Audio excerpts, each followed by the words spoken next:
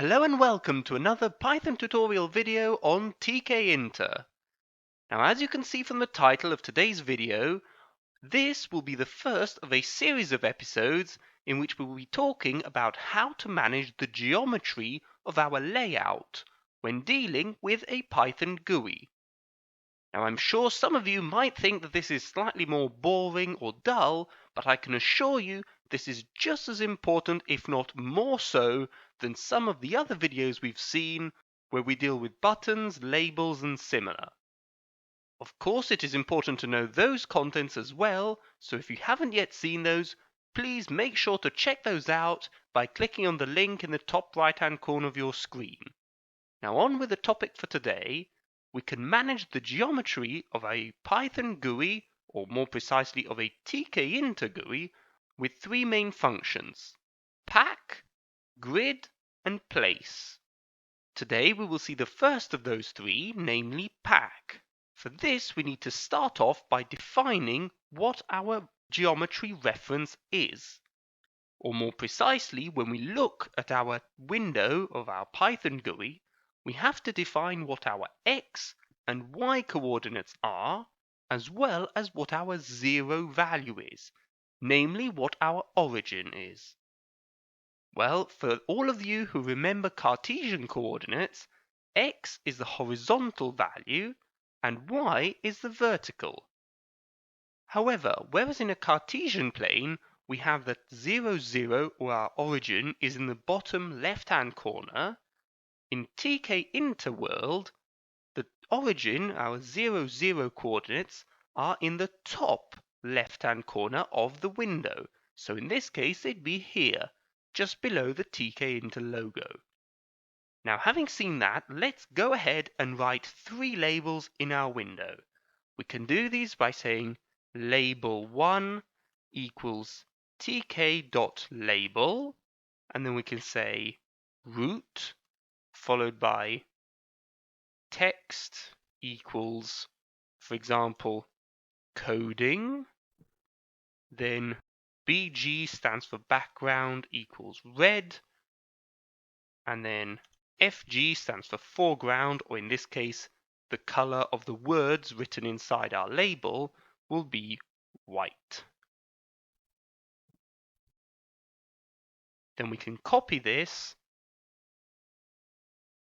and copy it twice more, and we can say label 2 and label 3.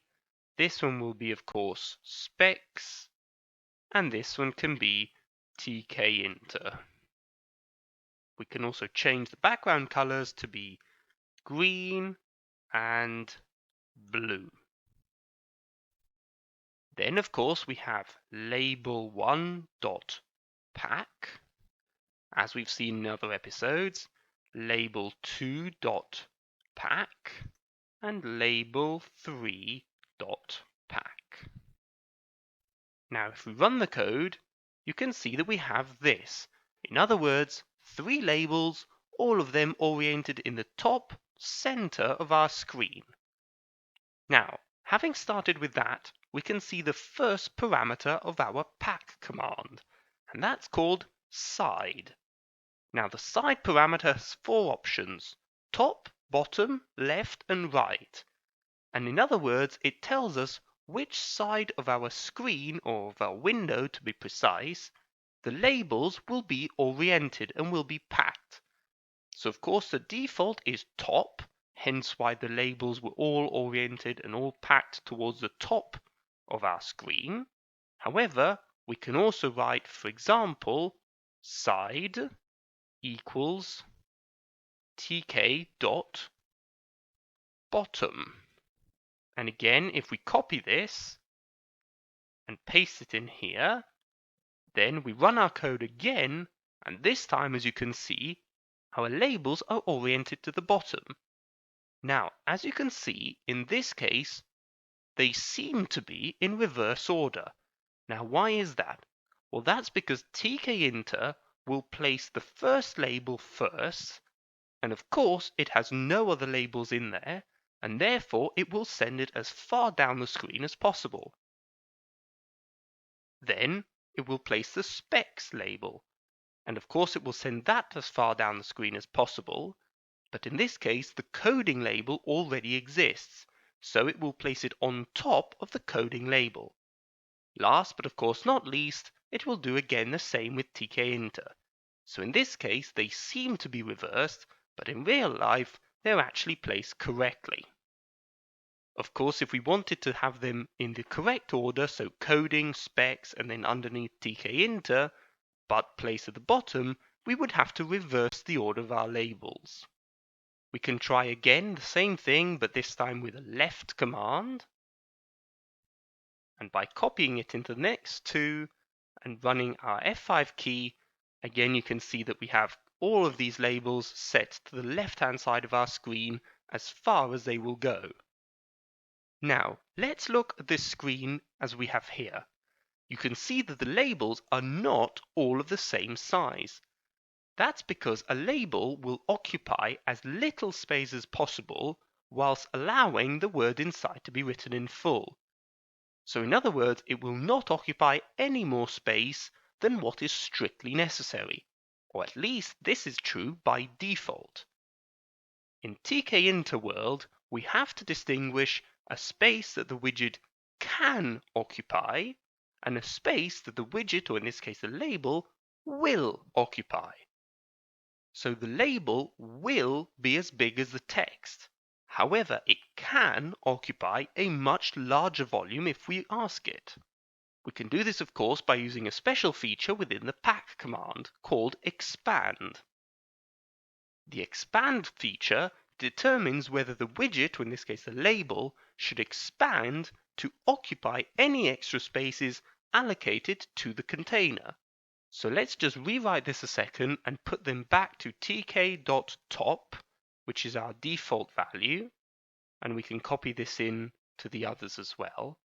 However, this time in the first label we will also add expand equals true.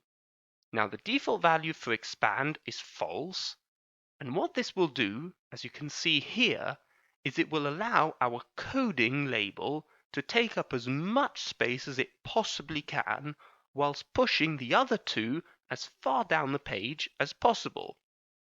So basically what we have here is our specs and Tkinter labels at the bottom of the screen as far down as they can go, and then the coding label in the middle within the remaining area. We can of course also do this with a left-hand side labeling, right, bottom, etc. I'll leave you to test it out, but this is the general principle. The expand command will allow the label to take up as much space as it possibly can. We can of course apply this to all labels and see what happens.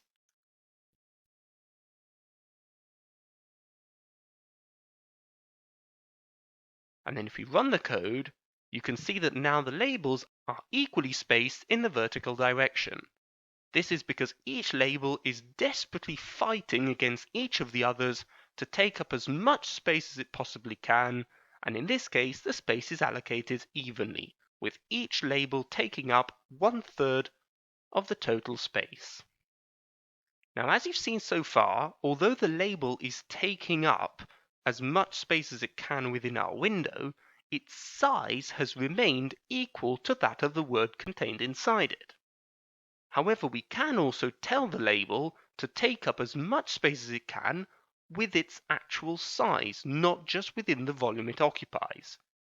We can do this using another command called fill, and we can say fill equals tk.x.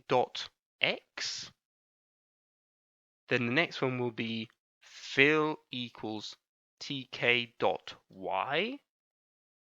And then the last one will be fill equals tk.both. Now the default for the fill argument is none. So let's see what we have when we have fill equals tk.x, fill equals tk.y, and fill equals tk.both. As usual, we can run the code, and there you have it. Now, as you can see, fill equals tk.x, which is our coding label, means that the label has now occupied as much space as it possibly can in the horizontal direction, not only in terms of a space occupied on the screen, but actually as the size of our label. The same thing is also valid for our specs label, except in this case it's applied to the y direction. Tkinter, of course, has fill equals tk.both, which in other words means that the label itself, in terms of its size, can take up as much space as it possibly can in both directions. So of course this means that the Tkinter label will take up exactly 1/3 of the screen. Now there are several other parts to the pack command, which we will see in the next episode. For now, I will leave you all to experiment with what we've seen today, and of course I invite you to check out my other videos on the Tkinter library, as well as put your coding skills to the test with my challenges. Of course I look forward to seeing all of you again next week for another video, and until then, as always, happy coding!